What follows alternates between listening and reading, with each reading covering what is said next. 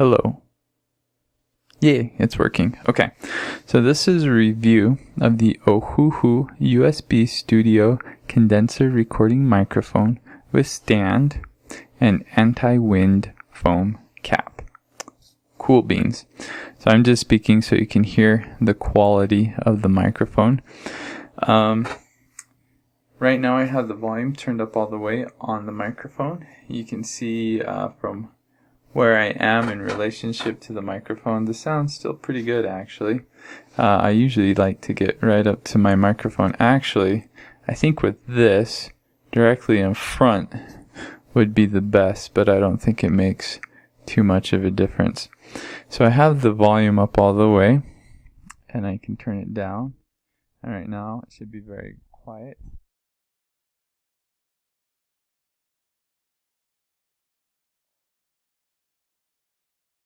Okay, yeah. We'll see if you're any good at reading lips there. So it's got the volume knob, and then it has echo. Ooh. Yeah, So I'm turning it up. Now we've got some echo action going. I really don't know why you'd want to turn on echo. Maybe if you're Asian and you like KTV, or go to karaoke, and you love echo, then hey, you love echo. Congratulations. Let me give you a close-up of what these knobs are like.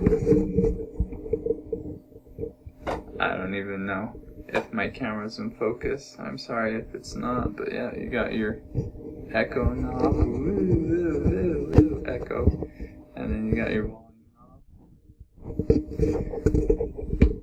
You got your fancy dancy stand, not very big. There you go. Also, this is USB powered, so if you see, I'll unplug the USB cord.